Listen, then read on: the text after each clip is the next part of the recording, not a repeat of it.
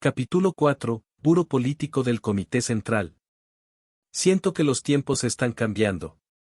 En 3 años, 3 secretarios del partido, que eran las personas más poderosas de la Unión Soviética, fallecieron uno tras otro.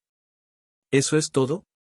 El primer ministro Alexei Kosygin es el saco de boxeo del secretario general Andropov. Mikhail Suslov. El líder principal de Polonia.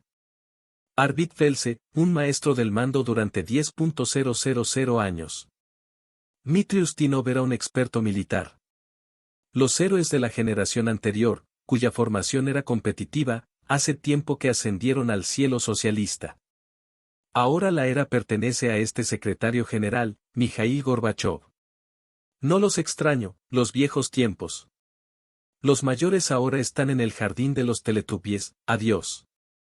Ahora, el Politburó del Comité Central, que se puede decir que es el centro de la política soviética, es una guerra a 3 bandas entre reformistas, centristas y conservadores.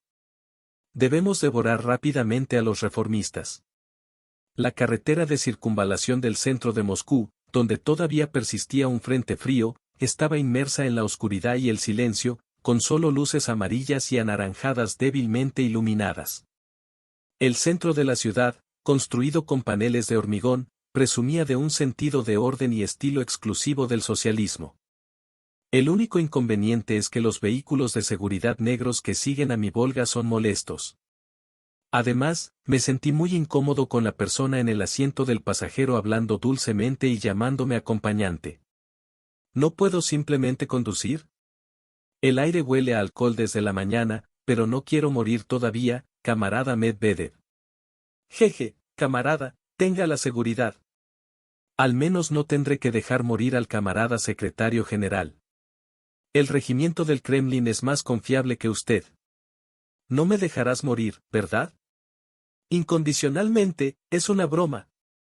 Este tipo fue el que rápidamente cortó su posición tan pronto como los rebeldes levantaron su puesto de seguridad durante el golpe de agosto. Ahora debe ser fiel a su sentido del deber, sintiéndose culpable por no haber podido salvar a su predecesor, el secretario general Chernenko, con primeros auxilios. En primer lugar, por ahora podemos confiar en él gracias a la honestidad de su superior, el ex jefe de seguridad Sobachenko. Vladimir Medvedev. ¿Hay algo que pueda decir en detalle? Es el jefe de seguridad de Gorbachov y un general de alto rango de la KGB. Era imposible no sentirse alarmado por el hecho de que la KGB, la Agencia Nacional de Inteligencia, se hiciera cargo inmediatamente de la seguridad del secretario general. Estos tipos son los más peligrosos cuando son enemigos porque no están cercanos a facciones dentro del ejército soviético y el Ministerio del Interior, incluido el Politburó. Los coches pronto se detuvieron en un complejo de apartamentos. Tan pronto como estacioné el auto, subí las escaleras hacia mi casa, frotándome las manos heladas. Supongo que su esposa no estaba muy enojada. No, ella no es mi esposa. ¿Debería cuidarla? Gorbachov era bastante romántico, pero yo no. No es que no tenga sentido del deber, pero no lo es. Fue cuando estaba dudando frente a la entrada del departamento. La puerta principal se abrió. Sajarka. Aunque esperaba que fuera un cálido abrazo. ¿Qué hizo hasta ahora la persona que se fue ayer a las 4 de la mañana, salir? Lo que encontré en la puerta principal fue una mujer llena de veneno, el trasero de león de su esposa Raisa Maximovna Gorbachov. Estoy seguro de que morirá de cáncer de sangre en el futuro, pero ¿por qué tengo que ser así? No, no es eso. Fuera ahora. La vida ya era dura. Pregunta, ¿y si avanza el cuerpo checo? La respuesta correcta es la ejecución de la familia Romanov. Esas personas deberían haber hecho que el Kremlin fuera lo suficientemente extravagante. Si ese fuera el caso, nunca me habrían dolido tanto los pies. En cualquier caso, durante la mañana fui bombardeado con mensajes de felicitación y buenas palabras de los primeros secretarios del partido local. Excluyendo la cuestión del funeral del exsecretario general, camarada Chernenko, las inclinaciones de los primeros secretarios, a quienes se puede llamar simplemente los jefes de los miembros del Partido Comunista, se dividieron en 3 categorías. ¿Abandonar a Lenin, abandonar el socialismo? Entonces, ¿qué hacemos ahora? En cualquier caso, felicidades, camarada secretario general Grisin. Los conservadores se enojaron cuando cayó Víctor Grisin, a quien apoyaban. Los reformistas eran en sí mismos un festival. Es bueno que el padre de Víctor Grisin se haya suicidado durante la elección del secretario general, ya que originalmente el apoyo de los primeros secretarios estaba dirigido a él. Existe la sensación de que el buró político nombró apresuradamente al secretario general y mi posición es todavía demasiado débil. Después de pasar la mañana saludando a mi familia y preparándome para la mudanza, me puse a trabajar y me preparé para la reunión del Politburó de la mañana. Buró político del Comité Central del Partido Comunista de la Unión Soviética. El máximo órgano de dirección es el Congreso del Partido, pero el Politburó es el máximo órgano de poder y dirección de la Unión Soviética que ejerce decisiones reales. Los que actualmente representan al Politburó están compuestos por 12 miembros del Politburó, miembros regulares, incluyéndome a mí. Ministro de Asuntos Exteriores Andrei Gromyko, reformista. El empresario primer ministro Nikolai Tikhonov, centrista. Víctor Grisin, conservador, un hombre de línea dura y maestro de la facción conservadora. Primer secretario de Kazajistán Dinmuhamed Konab, centrista. El experto industrial Grigori Romanov, centrista. Administrador Vitaly Borotnikov, centrista. Presidente de la KGB, Viktor Chebrikov, reformista. El industrial químico pesado Vladimir Dolhik, reformista. Eduard Shevardnadze, reformador, georgiano del siglo I. Jefe técnico Yegor Ligechev, reformista conservador. Secretario del Comité Central Mikhail Gorbachev, reformista. Primer secretario de Ucrania Vladimir Sichervitsky, conservador. Siguiendo a su predecesor, el secretario general Chernenko, eran los maestros que todavía dirigían las reuniones del Politburó. Al menos, se trataba de monstruos que habían demostrado sus habilidades acumulando logros significativos en políticas importantes. Lo que es único aquí es que, a diferencia de los nombramientos que se realizarán en abril de este año, los elegidos en elecciones parciales están aumentando. Cuando Vladimir Dolhik y Eduard Shevardnadze fueron ascendidos de miembros candidatos a miembros de pleno derecho, Eidar Aliyev y Mijail Solomensev fueron convocados a la secretaría. En este caso, era seguro asumir que todos los moderados, incluidos los conservadores y los reformistas, excluyendo a Grisin, tenían una fuerte voluntad de reforma. La cuestión es si la dirección es un sistema socialista de economía de mercado. Pudo apaciguar a cada persona una por una y, por supuesto, todos formaban parte de una gran facción política. Eran gigantes que empezaban por cada distrito, o país. Purgarlos significa una guerra total contra la facción relevante dentro del Politburó. Si es necesario, significa que los segundos al mando dentro del Politburó deben ser promovidos de forma precisa y natural, como si se sustituyeran piezas. En primer lugar, las reuniones del Politburó se celebran todas las semanas. Existe la necesidad de cubrir vacantes y los miembros titulares y suplentes solo se reúnen en Asamblea General. Sin embargo, en primer lugar, el problema no es tan importante. Hace mucho frío. Me estoy muriendo de frío. El centro de Catherine Hall en el Palacio del Senado, donde se celebran las reuniones del Politburó. Como si fueran tartas de queso triangulares, es espacioso y tiene un techo alto. Debido a que está acabado con mármol, es propenso a congelarse en invierno. Incluso en el siglo XXI, a pesar de las repetidas modernizaciones y renovaciones de este edificio por parte de Rusia, el problema de la calefacción de la sala no se resolvió. Hay decenas de ventanas en la cúpula. ¿Qué debemos hacer con el funeral del camarada secretario Chernenko? No hay manera de no recibir a una delegación occidental.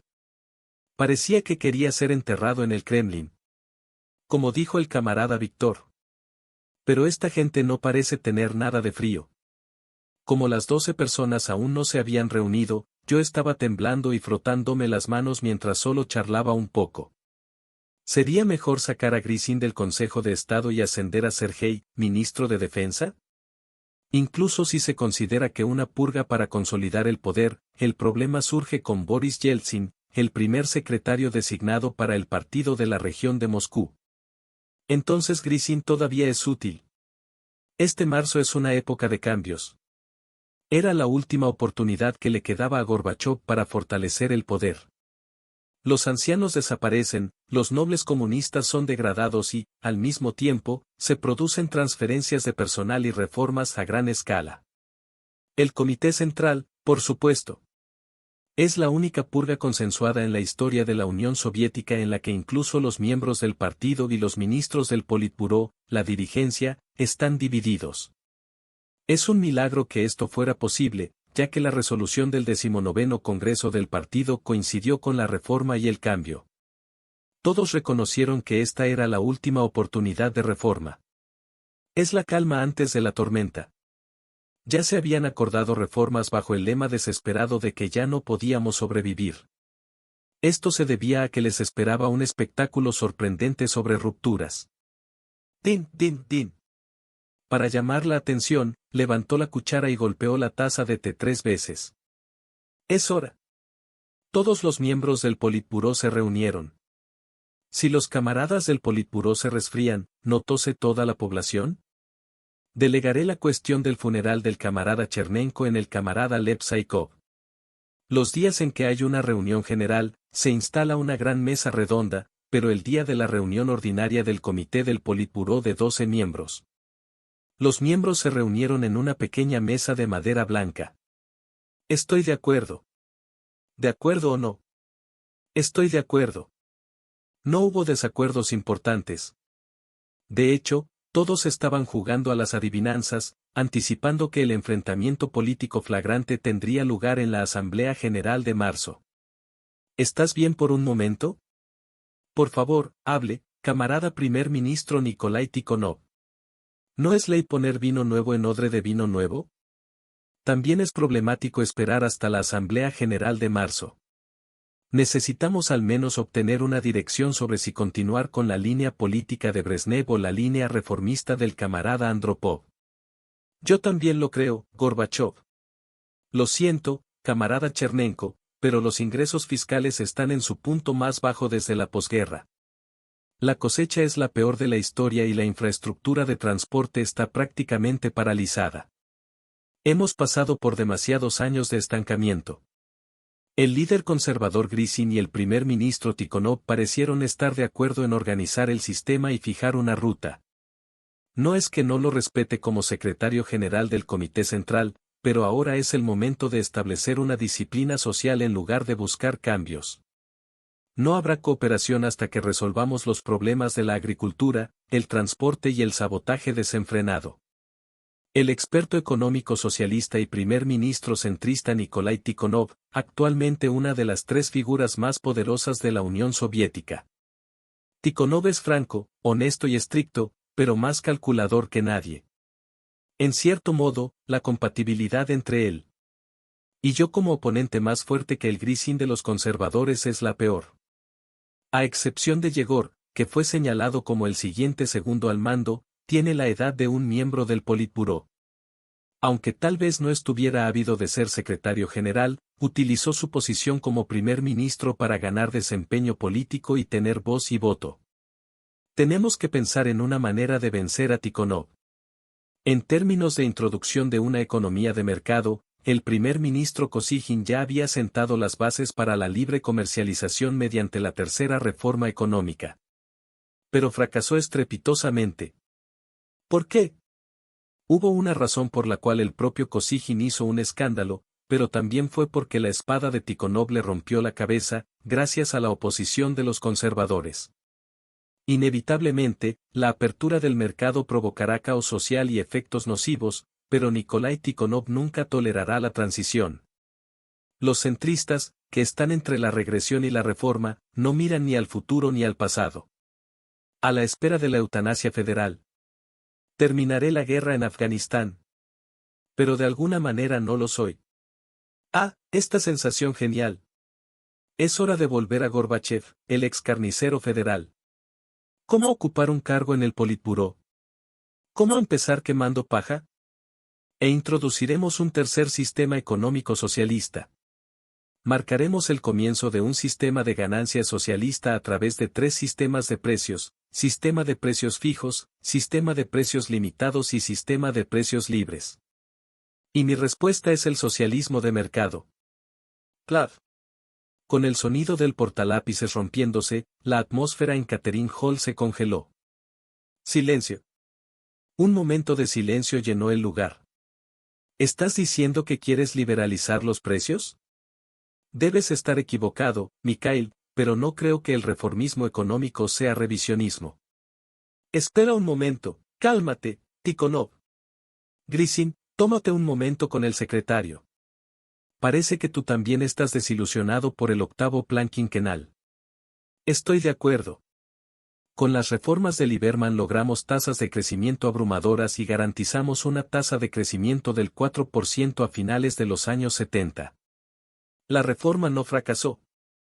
En primer lugar, la guerra afgana logró estimular a Tikhonov, y en segundo lugar, el problema no es que las tasas de producción estén disminuyendo y los salarios estén aumentando. No solo no hay estancamiento, sino que incluso la ridícula historia de la caída de los salarios debido al aumento del empleo. A Tikhonov no le interesan las cuestiones políticas y es un hombre que dedica su vida únicamente a los negocios prácticos. Mire, solo hizo una provocación infantil con las reformas Cosquín que tenía planeadas, pero se está enojando solo.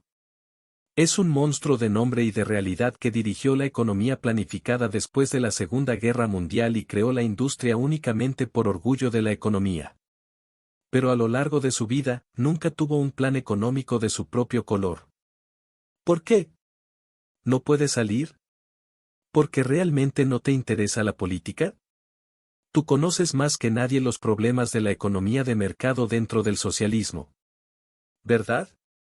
Tienes más experiencia que los autoproclamados expertos económicos que están arruinando el país con la perestroika y que incluso han visto la nueva política económica de Lenin.